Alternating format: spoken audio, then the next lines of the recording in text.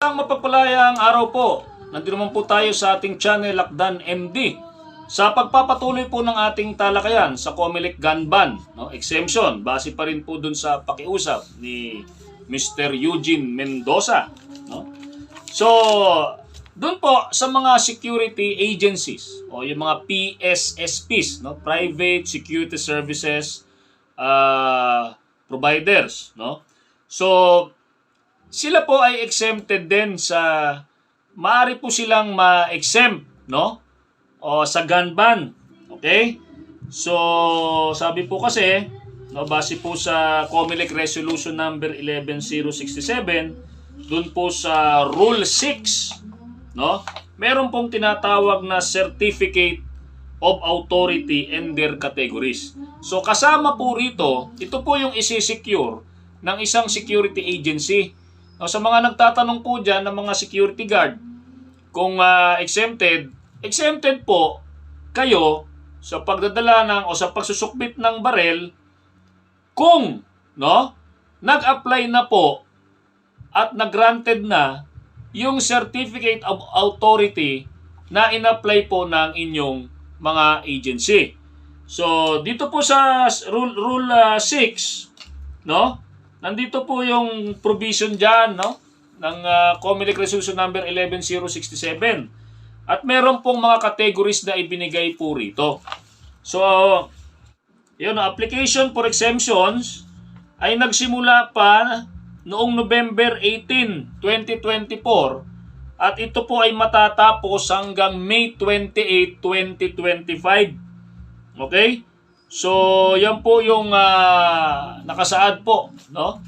Dito po sa nilalaman po ng COMELEC Resolution number 11067. So, dito po sa mga categories, kasama po rito, may ilang categories po to na binanggit, no? So, yung kasi hindi lang naman government official ang exempted, maaari ding may ma-exempt na mga private entities or mga personnel, no, na nagtatrabaho sa mga private entities na sa nature ng kanilang businesses hindi po pwedeng hindi ma-issuean ng service firearms. Okay? So kasama po rito, so Certificate of Authority for Law Enforcement Agencies, CA-LEA, Certificate of Authority Diplomatic Missions, Certificate of Authority Security Agencies, no, issued to PSSPs. Ano ba yung PSSPs? Private Security Services Providers, no? Certificate of Authority Cashiers Disbursing Officers. Certificate of Authority High-Risk Individuals, no? Nakasaad po dyan yan. Certificate of Authority Security Details, no? Doon sa mga naka-assign bilang mag-provide ng mga VIP escort, mga ganyan. Certificate of Authority Transport. Okay? Certificate of Authority Sport Shooters. Okay? Certificate of Authority Theatrical Property. So, yan po yung mga pwedeng mag-secure, no? And Certificate of Authority Shooting Range. Di ba? Kasi hindi naman po 4K election, titigil po yung mga shooting ranges natin at yung ibang mga instrumentalities, yung ibang mga businesses. Tulad po ng security agency, no?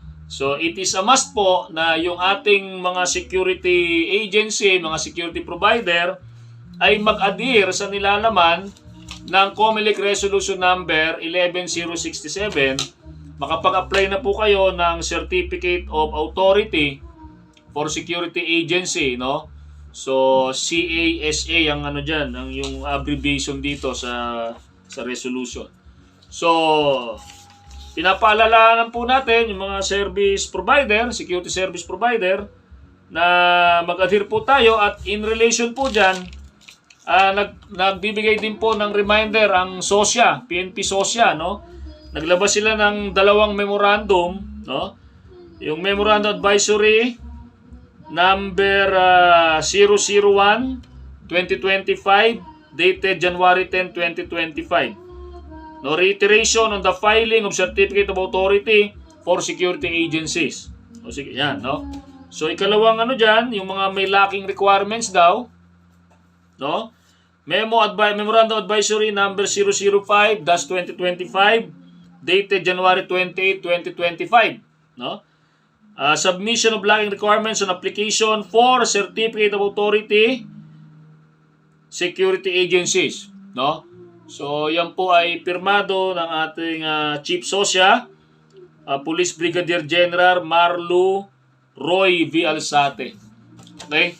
So sana po maging mapayapa ang ating halalan, no?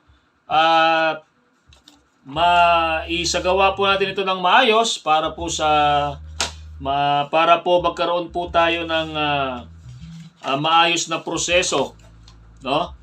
At sana doon sa mga tatakbo ngayong eleksyon, wag na po tayo gumamit ng mga kung ano-ano mang dahas or what, no? So maging honest po tayo at igalang po natin ang karapatan ng bawat individual na boboto ngayong araw sa darating po na halalan, no? So sa mga security personnel, mga security professional, kasama po tayo sa magbantay sa halalang ito, lalo na po yung mga naka-assign sa mga polling places. Okay? Yung mga polling precincts. Okay?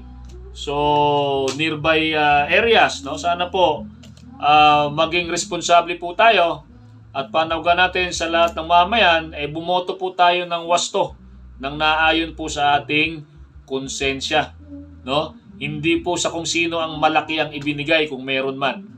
Okay po? So ihalal po natin yung karapat-dapat. Okay?